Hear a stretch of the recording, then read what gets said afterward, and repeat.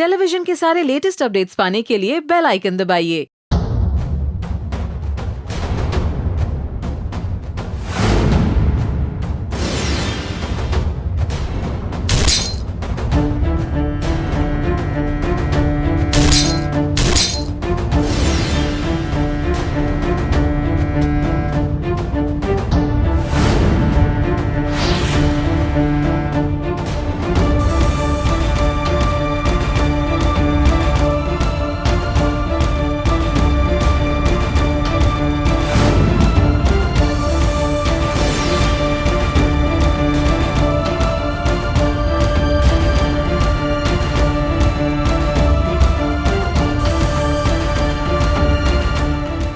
शिवानी का वजन बढ़ाने के लिए काफ़ी तरकीबें तो आजमा रहे थे, लेकिन आज हमने कुछ अलग ही देखा। I guess this not the part of the plan. क्या था? This was not part of the plan, but Veer का दिमाग वो वीर का ही दिमाग है। तो उसे पता लगा कि आज शिवानी को नचाने का प्लान है, और क्योंकि उसको नचाने का प्लान है तो बहरमपुर में जब तक मर्द नहीं कहते हैं तब तक लुगाइयाँ उनकी नाचती नहीं है।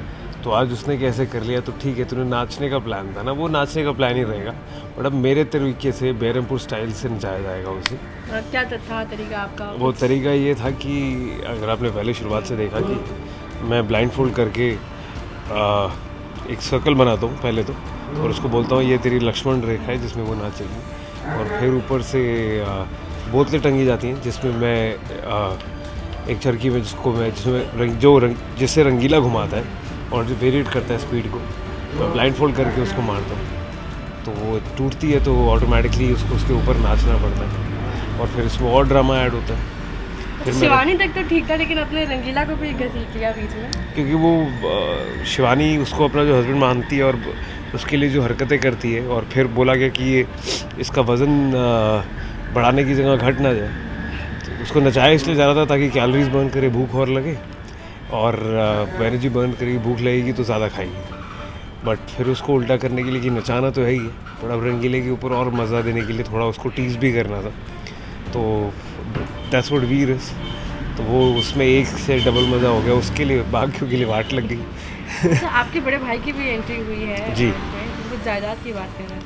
वो जागीर जो है वो पहले कोई और दूसरे जो जय करके एक्टर है, जय करके, वो पोर्ट्रे करते थे, अब उनकी जगह विशाल जी हैं, वो आए हैं, तो आज उनका फर्स्ट सीन था, और लेट्स सी। आते ही जायदाद आते ही कहते हैं कि जायदाद चाहिए मुझे, मैं जा रहा हूँ। मैंने कहा ठीक है, मैं तो चुप हूँ, चुप है, चौधरी जी करेंगे अगर जायदाद देनी है या क्या कर रहे हैं। तो लास्टली जब ये ऐसे सीन्स आप लोगों के हाथ में आते हैं स्क्रिप्ट, तो क्या रिएक्शन होता है कि इंटरेस्टिंग, या सिर्फ एक ही रिएक्शन होता है, क्योंकि हमारे जो राइटर हैं, प्रोड्यूसर हैं, वो बहुत इंटरेस्टिंग, बहुत ही ज़्यादा मज़ेदार,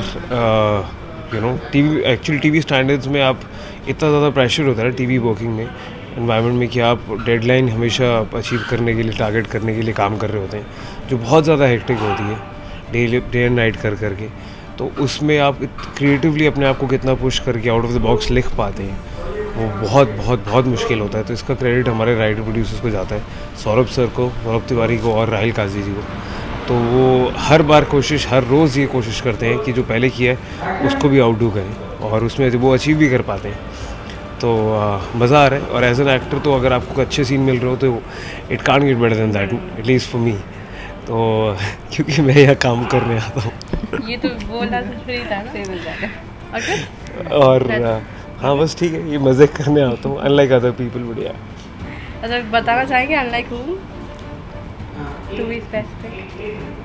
जो लोग काम करने नहीं आते हैं, बाकी सब चीज़ें करने आते हैं, वो लोग उनकी वो परफॉर्मेंस पे ध्यान नहीं देते हैं, वो दूसरे एक्टर्स को की परफॉर्मेंस को उल्टा ख़राब करते हैं, और मैं ऐसे लोगों से दूर रहने की कोशिश करता हूँ, क्योंकि मैं यहाँ काम करने आता हूँ और मुझे लगता है कि वो शिद्दत से, मज़े से काम करना चाहिए, बस सिर्फ इतना ही। Thank you.